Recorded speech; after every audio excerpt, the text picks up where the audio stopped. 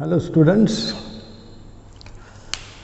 Last lecture में हमने देखे थे कुछ magnetic effects of electric current. अर्थात when current allowed to pass through the conductor it produces magnetic field surrounding and the direction of magnetic field produced is given by right handed thumb rule. पता है आपको। इसके बाद में हमने देखा था कि when electric current allowed to pass through the circular coil it produces magnetic field inside and surrounding, और डायरेक्शन ऑफ मैग्नेटिक फील्ड भी आपको पता था। इसके बाद में हमने देखा था कॉन्सेप्ट ऑफ सोलेनाइड। फिर हमने एक्सपेंड किया था Fleming's left hand rule. When current carrying conductor suspended in uniform magnetic field, that conductor will experience a force and direction of force experienced is given by Fleming's left hand rule। उसको एक और rule है जिसको आप right handed palm rule भी बोलते हैं, पर अभी फ्लेमिंग्स लेफ्ट हैंड रूल ध्यान में रखो। और how that conductor experience a force, तो हमने लॉरेंट्ज फोर्स का एक केस बता था कि when charge particle perform motion in uniform magnetic field with certain velocity v will experience a force bqv sin theta and the maximum force experienced is bqv। फिर conductor में से भी तो चार्ज फ्लो होता है when current passing through it, तो force experienced by that conductor and maximum force experienced by a conductor when suspended in uniform magnetic field F equal to BIL in magnitude and the direction given by Fleming's left hand rule पता है। फिर हमने देखा था कि quantity responsible for the rotation of a body is the torque acting on it coupled together। और फिर हमने टॉर्क एक्सप्लेन करने के बाद principle of working, construction and working of DC motor explain किया था। तो आपका electric motor is a device which converts electric energy into mechanical energy. पूरा पार्ट आप पढ़ चुके हैं। हमें तैयारी करना है नेक्स्ट पार्ट में जनरेटर, एसी जनरेटर। तो बिफोर दैट कुछ कॉन्सेप्ट है और एक फिनोमिना एक्सप्लेन करना होता है जिसको बोलते हैं phenomena of electromagnetic induction. Before that again मैं मैग्नेटिक फील्ड, मैग्नेटिक इंडक्शन का केस एक्सप्लेन करता हूँ। आपके पास कोई बार मैग्नेट है, इसके दोनों एंड पे दो पॉइंट्स होते हैं at where tendency of magnetism is situated. इन दोनों पॉइंट को आप नॉर्थ पोल, साउथ पोल बोलते हैं, पता है। और इस नॉर्थ पोल से magnetic lines of force start होती है, साउथ पोल की तरफ ट्रैवल होती है एक्सटर्नली, और inside the bar magnet from south pole to north pole. तो each magnetic line of force is a closed loop होता है। Again north pole to south pole externally and inside the bar magnet from south pole to north pole. ऐसे magnetic line of force होती है surrounding. और ये जो है इस बार मैग्नेट का मैग्नेटिक फील्ड का इन्फ्लुएंस है सराउंडिंग। इन्फ्लुएंस मैग्नेटिक फील्ड, और हर एक फील्ड में इन्फ्लुएंस होता है। और ये मैग्नेटिक लाइंस ऑफ फोर्स है जो externally north pole to south pole travel होते हैं। और इस मैग्नेटिक फील्ड के हर एक पॉइंट पे स्ट्रेंथ ऑफ मैग्नेटिक फील्ड होगा, स्ट्रांग है कि वीक है। और स्ट्रेंथ ऑफ मैग्नेटिक फील्ड किसी पॉइंट पे अगर आपने फाइंड आउट किया तो उसको आप मैग्नेटिक इंडक्शन भी तो बोलते हैं, बी से डिनोट करते हैं। कैसे फाइंड आउट करना है, तो उस पॉइंट पी के सराउंडिंग कोई एरिया डीएस कंसीडर करो, और उसमें से कितनी magnetic lines of force emerge out होती है नॉर्मली, और जितनी magnetic lines of force coming out होती है नॉर्मली उसको मैग्नेटिक फ्लक्स बोलते हैं। तो on area ds surrounding a point P magnetic flux coming out d phi। तो on unit area surrounding a point P number of flux equal to d phi by ds होगा। और इसको ही बोलते हैं magnetic induction at that point in a magnetic field. तो magnetic induction at a point nothing but magnetic flux on unit area surrounding a point होता है। यही होता है आपका मैग्नेटिक फील्ड का स्ट्रेंथ, जिसको बोलते हैं मैग्नेटिक इंडक्शन। और इसका यूनिट आता है मैग्नेटिक फ्लक्स मेजर करते हैं इन वेबर, और ds होता है इन मीटर स्क्वायर एरिया, और वेबर पर मीटर स्क्वायर को आप टेस्ला भी बोलते हैं, ध्यान में रखो। जो होता है मैग्नेटिक इंडक्शन, उसका दूसरा भी यूनिट निकाल सकते हैं अपने फ्लेमिंग्स लेफ्ट हैंड रूल से। फोर्स एक्सपीरियंस्ड बाई या maximum force experienced by a conductor का फार्मूला लिखा था, when suspended in uniform magnetic field, that's equal to B I L. तो B इक्वल टू होगा F upon I into L. Force का unit आता है newton. Surface area हो, sorry B I L था, F equal to B I L, तो B equal to F upon I L. Force Newton में, current ampere में, और length metre में। तो मैग्नेटिक इंडक्शन का दूसरा भी यूनिट आता है न्यूटन पर एम्पियर मीटर। तो ध्यान में रखो मैग्नेटिक इंडक्शन के यूनिट कितने हैं आपके पास, वेबर पर मीटर स्क्वायर, जिसको ही टेस्ला बोलते हैं, और न्यूटन अपॉन एम्पियर मीटर, ध्यान में रखो। तो ये होता है एक्चुअली मैग्नेटिक इंडक्शन क्या होता है। और मैग्नेटिक इंडक्शन का डायरेक्शन भी आपको पता है, आप पिछले पीरियड्स में पढ़ चुके थे। चलो ठीक। तो what is mean by magnetic induction तो क्लियर हो गया। मैं चलता हूं phenomena of electromagnetic induction, but before that again एक कॉन्सेप्ट। मेरे पास कोई कंडक्टर है, मेटेलिक वायर होगा, मेटेलिक रॉड होगा। अब कंडक्टर बोलने के बाद इसके अंदर फ्री चार्जेस है, positive negative both, which are in random motion. Set में बड़ा बता देता हूं, ये कंडक्टर होगा और इसमें पॉजिटिव निगेटिव चार्जेस है which are in random motion, but net flow of charge नहीं है, तो इसमें करंट फ्लो नहीं हो रहा होगा। और इसमें से यदि आपको करंट पास करवाना है तो इसके अक्रॉस आप सेल बैटरी कनेक्ट करते हैं, मतलब पोटेंशियल डिफरेंस अप्लाई करते हैं। यहाँ पे हाइयर पोटेंशियल और निगेटिव मतलब लोअर पोटेंशियल। तो इस कंडक्टर के हर एक पॉइंट पे पोटेंशियल डिफरेंस है, इधर का पोटेंशियल हाइयर, इधर लो पोटेंशियल होते जा रहा है, और यहाँ पे मिनिमम होगा। यानी कि हाइयर पोटेंशियल डिक्रीज होगा, और इधर पोटेंशियल मिनिमम होता है, higher potential to lower potential. तो इसको बोलते हैं potential difference applied across the conductor. Definition क्या होता है, amount of work done in displacing unit positive charge from one end of a conductor to another is called as a potential difference applied between these 2 points होता है।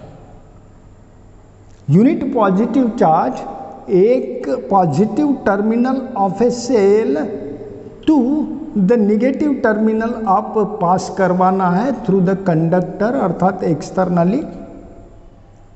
Work done by a cell is called as potential difference between two terminals of a cell. आपको पता है amount of work done in displacing unit positive charge from positive terminal to negative terminal of a cell externally, अर्थात through the conductor, that one called as terminal potential difference. अब क्या positive charge negative terminal पे जाके रुकता ना थोड़ी है, वो सरी का सर्कुलेट करता है even through the cell also. The amount of work done in circulating unit positive charge throughout the complete circuit, even through the cell also, it is called as an EMF of a cell। आपको पता है, E से denote करते हैं। तो what is this one, EMF of a cell, पता है आपको, बेसिक क्लासेस में आप पढ़े।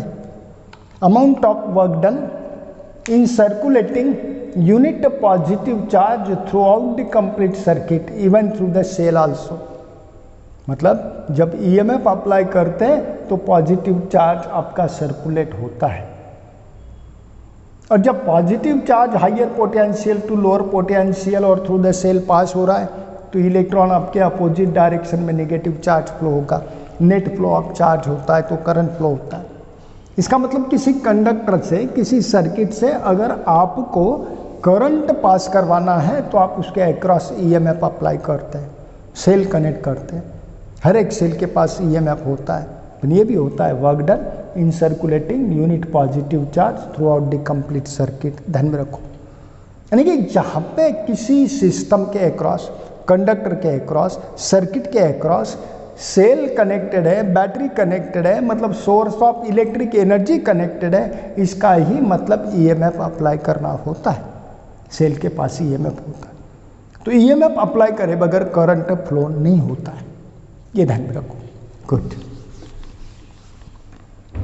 चलो मैं अपने कॉन्सेप्ट पे जाता हूँ। मेरे पास कोई बार मैग्नेट है या फिर एक आधा कॉइल होगा, helix, number of turns of insulated metallic wire bounded one after another, और सिंपल कॉइल है। और इस कॉइल को मैंने गैल्वेनोमीटर कनेक्ट किया हुआ है, आप इसको एमीटर भी बोल सकते हैं। Device used to detect the presence of a current in a circuit और to measure the current passing to the circuit. एक इलेक्ट्रॉनिक डिवाइस आता है, इलेक्ट्रिक डिवाइस, जो करंट भी मेजर करता है थ्रू द सर्किट और करंट है कि नहीं उसका प्रेजेंस भी डिटेक्ट करता है। ये एमीटर था और इसको इस कॉइल के अक्रॉस कनेक्ट किया। अब यहाँ पे दूसरा कुछ है नहीं, यहाँ पे सेल भी कनेक्ट नहीं किया, मतलब सोर्स ऑफ इलेक्ट्रिक एनर्जी मतलब ईएमएफ नहीं अप्लाई किया। तो बताओ इस कॉइल में से करंट पास होगा क्या? नहीं होगा। और no electric energy across, no potential difference applied across, no EMF here, तो there is no current passing through this coil, तो that ammeter will not deflect, कोई डिफ्लेक्शन नहीं देगा। पर अब मैंने क्या करा कि इस कॉइल के बाजू में जस्ट मैंने एक बार मैग्नेट रखा हुआ है, और इस बार मैग्नेट का सपोज ये नॉर्थ पोल है, साउथ पोल है, आप साउथ पोल भी रख सकते हैं, और north pole just close to bar magnet रखा हुआ है, ये साउथ पोल। और हम सबको पता है कि bar magnet, magnetic lines of force वहां से इमिट होती है, और ये magnetic lines of force north pole से स्टार्ट होती है, साउथ पोल की तरफ ट्रैवल होती है एक्सटर्नली, सबको पता है।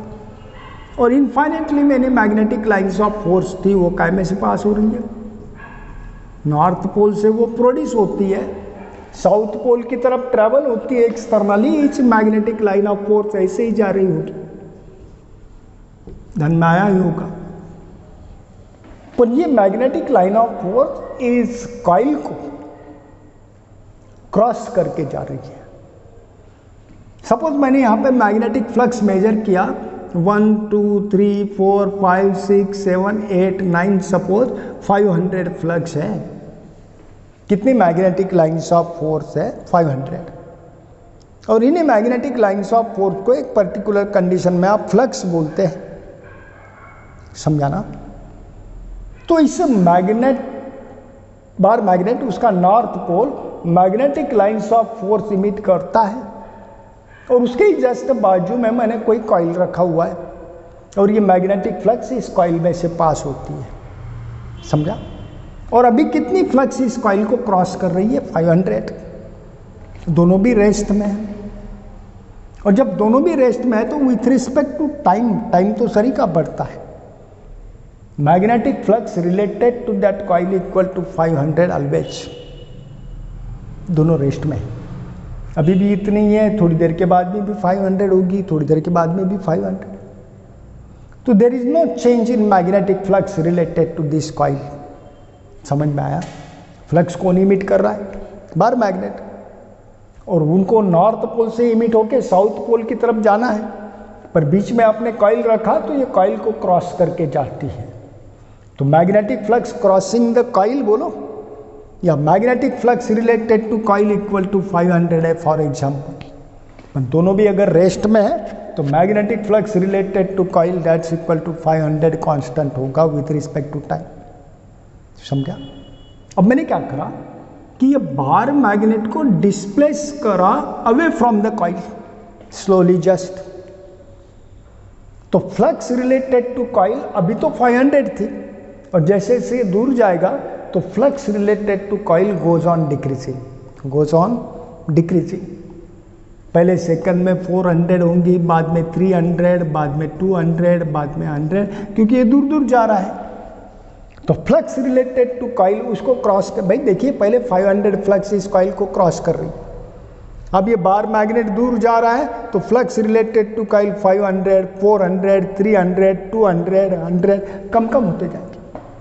मतलब there is change in magnetic flux, decrease in magnetic flux related to coil, समझा। और इन दैट केस आपका एमीटर डिफ्लेक्शन देता है ऑन वन साइड, और इसका डिफ्लेक्शन हुआ मतलब इसमें से पक्के में करंट पास हो रहा होगा। और करंट तभी पास होता है जब आपने पोटेंशियल डिफरेंस अक्रॉस अप्लाई किया होगा या ईएमएफ अप्लाई किया होगा, सेल कनेक्ट किया होगा। पर यहाँ पे तो कोई सेल नहीं है, इसका मतलब इस कॉइल के अंदर ईएमएफ प्रोड्यूस हो गया। क्या प्रोड्यूस हुआ? ईएमएफ, इलेक्ट्रिक एनर्जी प्रोड्यूस हो गई। अब मैंने क्या करा कि इस बार मैग्नेट को टुवर्ड्स द कॉइल डिस्प्लेस करा, तो अभी फ्लक्स रिलेटेड टू कॉइल 500 थी और उसको टुवर्ड्स द कॉइल अगर डिस्प्लेस करता हूं तो flux related to that coil goes on increasing, 500, 600, 700, 800 बढ़ती जाएगी। अब आपका एमीटर किसी और डायरेक्शन, अदर डायरेक्शन में डिफ्लेक्शन देता है। डिफ्लेक्शन दे रहा है, इसका मतलब इसमें से करंट पास हो रहा है अगेन, और करंट पास हो रहा है मतलब इस कॉइल में ईएमएफ इंड्यूस हुआ है। तो इस एक्सपेरिमेंट से क्लियर होता है, जिसको Faraday's coil and bar magnet experiment बोलते हैं, coil and bar magnet experiment, कि when there is change in, मतलब आइदर इंक्रीज इन और decreasing magnetic flux related to coil, there is flow of current in that coil, उस coil में current flow होता है। अब करंट तभी flow होता है जब इसके अंदर ईएमएफ प्रोड्यूस होगा, पहले नहीं था, इंड्यूस हो गया। आप जानते हैं इंडक्शन का मीनिंग, इंड्यूस्ड। तो when there is change in magnetic flux related to a coil, it induces EMF in that coil. It is called as phenomena of electromagnetic induction.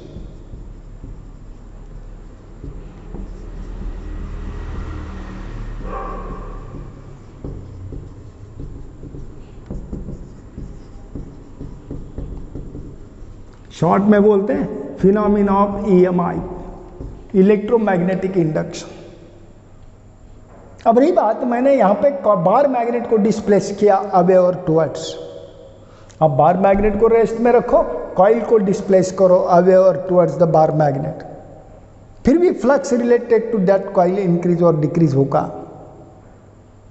फिर इंक्रीज हो या डिक्रीज हो, पण there should be change in magnetic flux related to a coil.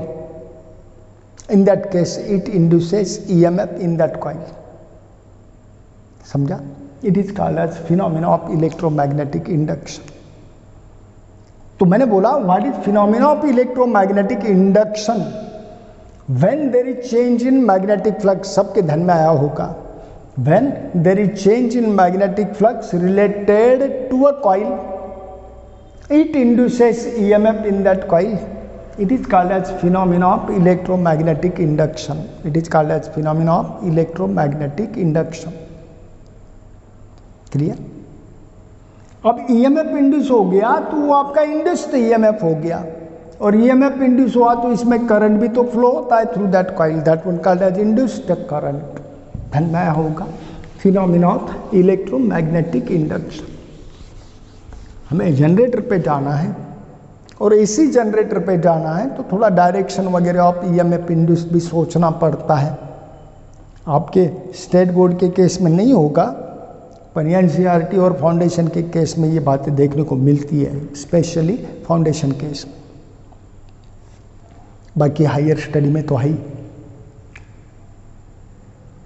मैंने बोला मेरे पास एक coil था, number of turns of insulated copper wire होगा, मेटेलिक वायर होगा, और मैंने यहाँ पे एमीटर कनेक्ट किया हुआ है। ये नीडल ऑफ एमीटर, पता होना चाहिए एमीटर क्या होता है। एक इलेक्ट्रिक डिवाइस होता है जो प्रेजेंस ऑफ करंट डिटेक्ट करता है और मैग्नीट्यूड ऑफ करंट या value of current passing to the circuit measure करता है। यहाँ पे मैंने एक बार मैग्नेट रखा हुआ है just close to that coil, north pole, और यहाँ पे होगा साउथ पोल। अब इनिशियली इस नॉर्थ पोल से जो फ्लक्स स्टार्ट होती है, इमिट होती है और साउथ पोल की तरफ ट्रेवल होगी, पर इस कॉइल को क्रॉस करके बाहर आती है, समझा होगा। और initially flux related to that coil that's equal to 500 है, और आपका bar magnet at position A था सपोज। क्लियर? अब इसको मैं डिस्प्लेस करता हूं अवे फ्रॉम द कॉइल और उसको मैं पोजीशन बी पे लेके जाता हूं सपोज।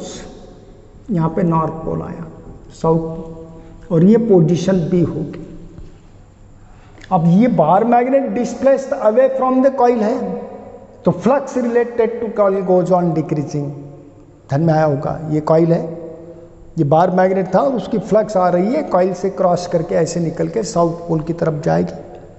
और पहले कितनी फ्लक्स पास हो रही है? 500। अब इसको डिस्प्लेस किया तो flux related to coil 500, 400, 300, 100 decrease होंगी। और जैसे ही आपका बार मैग्नेट पोजीशन बी पे गया, flux related to that coil कितनी हुई बेटा? 100। अब यहाँ पे चेंज इन मैग्नेटिक फ्लक्स हो गया रिलेटेड टू कॉइल। 500 फ्लक्स पहले कॉइल को क्रॉस कर रही थी, वो दूर चला गया, तो अब उसकी सिर्फ 100 फ्लक्स ही इसको क्रॉस कर रही है। इनको मैं बोलूँगा फ्लक्स 51 और इसको बोलूँगा फ्लक्स 52। भाई चेंज इन फ्लक्स कितना हुआ है? d5 equal to 500 minus 100 that's equal to 400। ये हो गया चेंज इन फ्लक्स। और जब change in flux related to coil आता है तो इसमें ईएमएफ इंड्यूस होता है, करंट फ्लो होगा। सपोज ये हो गया डायरेक्शन ऑफ करंट पासिंग, समझ गया? अब आपके बार मैग्नेट को यहां से यहां तक डिस्प्लेस करना था ए टू बी, और हमको टाइम लगा होगा सपोज 10 सेकंड। यहां से यहां तक डिस्प्लेस किया, बड़ा स्लोली डिस्प्लेस किया, 10 सेकंड तक ए टू बी, और इसको मैं बोलता हूं टाइम dt। तो बताओ यहां से यहां तक डिस्प्लेस किया, फ्लक्स रिलेटेड टू कॉइल कितने से चेंज हो गई? 400 वेबर। और जब आपका bar magnet A to B displace किया तो टाइम कितना लगा होगा? dt 10 second. इसका ही मतलब ये हो गया कि in this time dt equal to 10 second, change in flux related to coil equal to 400। तो dt इतने टाइम में कितनी फ्लक्स चेंज हो गई? d5। तो पर सेकंड कितने फ्लक्स चेंज होगी? d5 by dt। किसके रिलेटेड? कॉइल के। जैसे d5 का वैल्यू था 400 और dt का वैल्यू था मेरे पास 10, तो यह आएगा 40। फ्लक्स ऊपर है d5 वेबर और नीचे में टाइम है सेकंड, तो 40 वेबर पर सेकंड इतनी फ्लक्स चेंज हो गई। ये आपने क्या निकाला? तो change in flux per unit time. दोबारा सुनो, आपका बार मैग्नेट आपने यहां से यहां तक डिस्प्लेस किया, कितना टाइम लगा? dt equal to 10 second. और यहां से यहां तक डिस्प्लेस किया तो कितनी फ्लक्स चेंज हो गई? d5 500 minus 100 that is 400। dt इतने टाइम में d5 इतनी फ्लक्स चेंज होती है, तो पर सेकंड कितनी फ्लक्स चेंज होगी? d5 by dt। और d5 बाई dt को कैलकुलेट किया तो 400 upon 10 that's equal to 40 weber per second आएगा, क्योंकि फ्लक्स आप वेबर में मेजर करते हैं, टाइम सेकंड। क्या निकाला? d5 by dt। dt इतने टाइम में इतनी फ्लक्स चेंज होती है, तो पर सेकंड d5 बाई dt। तो ये पर second change in magnetic flux है, और पर सेकंड के चेंज को आप रेट ऑफ चेंज भी बोलते हैं। तो इसको मैं बोलूँगा rate of change of magnetic flux. क्या बोला? Rate of change of magnetic flux related to coil.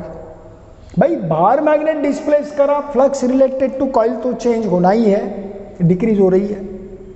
कितने टाइम में चेंज हुई? 10 सेकंड में। कितनी? 400। तो 1 सेकंड में कितनी चेंज हो गई वो निकालो, उसको ही तो बोलते हैं rate of change of magnetic flux. और rate of change of magnetic flux इतना था 40 वेबर पर सेकंड। तो आपके बार मैग्नेट का एमीटर का डिफ्लेक्शन हो गया होगा कुछ इतना, ले लेते हैं ये एमीटर, उसका पहले नीडल यहाँ पे था, अब इतना डिफ्लेक्ट हुआ। समझा? और हमको मालूम है कि जितना ज़्यादा करंट पास होगा, जितना मैक्सिमम ईएमएफ इंड्यूस होगा अक्रॉस, उतना ही मैक्सिमम करंट फ्लो होगा।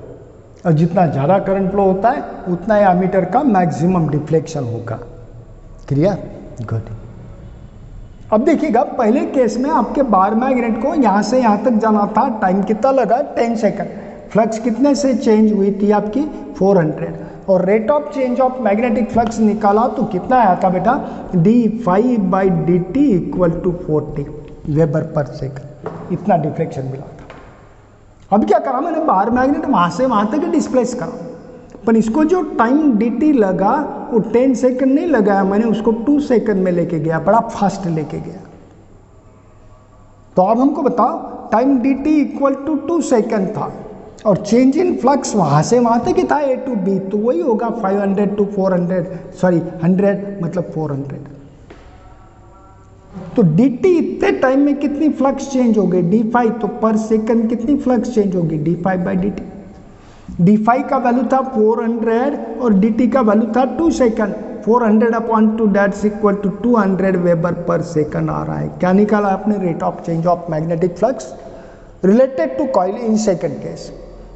पहले केस में रेट ऑफ चेंज ऑफ मैग्नेटिक फ्लक्स 40 आया, और सेकंड केस में बार मैग्नेट मैंने थोड़ा फास्ट डिस्प्लेस करा, यहाँ से यहाँ तक जाने के लिए 10 सेकंड के बजाय 2 सेकंड इतना ही टाइम लगा, तो rate of change of magnetic flux आ रहा है 200, और इस केस में आपका एमीटर पहले से ज़्यादा डिफ्लेक्शन देता है।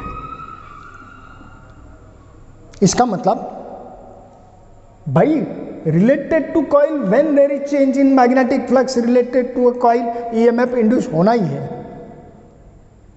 पर चेंज इन मैग्नेटिक फ्लक्स से ईएमएफ इंड्यूस होता है ये खरा है, पर rate of change of magnetic flux मतलब per second change in flux अगर मैक्सिमम होगा, मतलब चेंज इन फ्लक्स का स्पीड अगर मैक्सिमम होगा तो मैक्सिमम ईएमएफ इंड्यूस होता है, क्योंकि rate of change of magnetic flux बढ़ गया 40 to 200 हो गया, तो current passing through that circuit या कॉइल या एमीटर भी तो बढ़ गया। अब करंट बढ़ा है, एमीटर का डिफ्लेक्शन बढ़ चुका है, मतलब करंट पासिंग बढ़ गया, और करंट तभी इंक्रीज होता है जब ईएमएफ अप्लाइड अक्रॉस या पोटेंशियल डिफरेंस अप्लाइड अक्रॉस बढ़ता है। क्लियर हो गया कि when there is change in magnetic flux related to a coil it induces EMF in that coil. जब चेंज इन मैग्नेटिक फ्लक्स होता है रिलेटेड टू अ कॉइल तो it induces EMF in that coil, समझा। और second case हमने देखा, the EMF induced is directly proportional to rate of change of magnetic flux. जितनी ज़्यादा फ्लक्स चेंज होती है रिलेटेड टू अ कॉइल उतना ही मैक्सिमम ईएमएफ इंड्यूस होता है, इससे एक्सपेरिमेंट से क्लियर होता है। और ये दोनों केसेस हमने जो बताया, when there is change in magnetic flux related to a coil it induces EMF in that coil, number 1। और सेकंड स्टेटमेंट बोला EMF induced in a coil is directly proportional to rate of change of magnetic flux। इन दोनों को together बोलते हैं Faraday's law first and law second. क्या बोलता है Faraday's first law कि when there is change in magnetic flux related to a coil it induces EMF in that coil। Second law बोलता है the EMF induced in a coil directly proportional to rate of change of magnetic flux।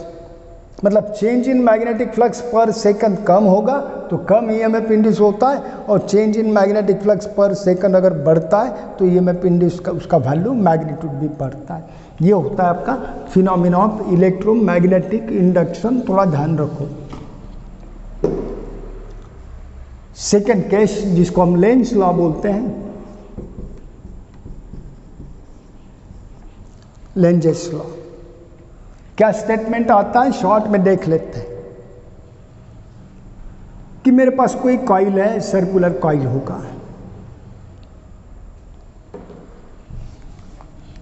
और इसको मैंने ऐसे रखा हुआ है just, और यहां पे बार मैग्नेट था, ये उसका नॉर्थ पोल है, यहां पे साउथ पोल है, और ये north pole magnetic flux produce करता है, और ये मैग्नेटिक फ्लक्स साउथ पोल की तरफ ट्रेवल होगी बाय क्रॉसिंग दिस कॉइल। अब इस बार मैग्नेट को मैंने डिस्प्लेस किया अवे फ्रॉम द कॉइल, तो ये मैग्नेटिक फ्लक्स जो पहले कॉइल में से पास हो रही है, समझो मैंने बोला अभी ये दोनों रेस्ट में और फ्लक्स 500 है क्रॉसिंग द कॉइल, ऐसे जाके बाहर निकल रही है। अब इसको मैंने दूर डिस्प्लेस किया तो flux related to coil decrease होना ही है, समझा ना। और जब flux related to coil decrease होती है मतलब चेंज हो रही है, और जब flux related to coil change होती है तो इसमें ईएमएफ इंड्यूस होता है, करंट फ्लो होता है, तो इसमें करंट भी फ्लो होगा। मेरी बात समझा, बराबर है ना। अब ये बार मैग्नेट का नॉर्थ पोल मैंने डिस्प्लेस किया अवे फ्रॉम द कॉइल, तो इसमें ईएमएफ इंड्यूस होगा, करंट फ्लो होगा। और किसी सर्कुलर कॉइल में से जब करंट पास करता है तो वो मैग्नेटाइज होता है, हम सबको पता है। मैग्नेटिक फील्ड प्रोड्यूस होता है इनसाइड, और जब मैग्नेटिक फील्ड होता है तो एक तरफ नॉर्थ पोल होता है, एक तरफ साउथ पोल होता है, आपने देखा भी था, समझा। अब मैं क्या बोलता हूं कि north pole displaced away from the coil, तो due to change in magnetic flux इस सर्कुलर कॉइल में से करंट फ्लो होता है, इंड्यूस द करंट। और इस current flowing through that coil induce the current, उसका direction such that it produces south polarity of magnetic field in that coil on that surface, on that face. उस coil में जो current induce हो गया by the phenomena of electromagnetic induction due to change in magnetic flux, इसमें current flow होता है। और circular coil में से जब करंट फ्लो होता है तो मैग्नेटाइज होता है। उसके एक फेस पे साउथ पोल, दूसरे फेस पे नॉर्थ पोल, आप सबको पता है कौन से फेस पे साउथ पोल होता है, ये भी ध्यान में रखो, समझा। जिधर direction of flow of current clockwise होता है वहाँ पे साउथ पोलैरिटी, और direction of flow of current anti clockwise होता है तो वहाँ पे north polarity of magnetic field या मैग्नेटिक फील्ड प्रोड्यूस होती है। अब यहाँ पे bar magnet its north pole displaced away from the coil due to change in magnetic flux, it produces EMF, induces EMF, and there is flow of current through that coil. Clear? And the direction of flow of current through the coil induces the current in a coil such that it produces south polarity there. मतलब that one face of a coil close to north pole. North pole दूर जा रहा है तो इस face पे जो north pole की तरफ था उस कॉइल का, वहाँ पे साउथ पोलैरिटी प्रोड्यूस होती है। और साउथ पोलैरिटी प्रोड्यूस हो गई तो इस जाने वाले नॉर्थ पोल को वो क्या करेगी, अट्रैक्ट। अब नॉर्थ पोल को अट्रैक्ट कर रहा है मतलब दूर जाने के लिए क्या कर रहा होगा, अपोज। और दूर जाने के लिए अपोज कर रहा है मतलब ये चेंज इन मैग्नेटिक फ्लक्स जो हो रहा है उसको अपोज कर रहा है। क्लियर? तो ये जो ईएमएफ इंड्यूस होता है, करंट फ्लो होता है, किसकी वजह से प्रोड्यूस हुआ, due to change in magnetic flux, due to decrease in magnetic flux. तो ये डिक्रीज इन मैग्नेटिक फ्लक्स को ही अपोज कर रहा है, उस नॉर्थ पोल को दूर जाने से अपोज कर रहा है, अट्रैक्ट कर रहा है। यही होता है Lenz's law. When there is change in magnetic flux related to a coil, it induces EMF in that coil, अर्थात sends current through that coil. And the EMF induce तो बोलो या current passing through that coil बोलो, opposes the change which produces it. जो change in magnetic flux, ये तो इसको produce कर रहा था। और चेंज इन मैग्नेटिक फ्लक्स क्यों हो रहा था, तो due to motion of north pole away. तो इस नॉर्थ पोल को दूर जाने से अपोज करता है, ट्रैक करता है कौन, मैग्नेटिक फील्ड प्रोड्यूस। और मैग्नेटिक फील्ड क्यों प्रोड्यूस हो गया, तो due to this current passing through that circular coil. तो लॉ ध्यान में रखो, Lenz's law. When there is change in magnetic flux, it induces EMF in that coil. When there is change in magnetic flux related to a coil, it induces EMF in that coil. अर्थात it sends current through that coil. And the direction of current passing such that it opposes the change which produces it. इस north pole को दूर जाने से oppose करेगा।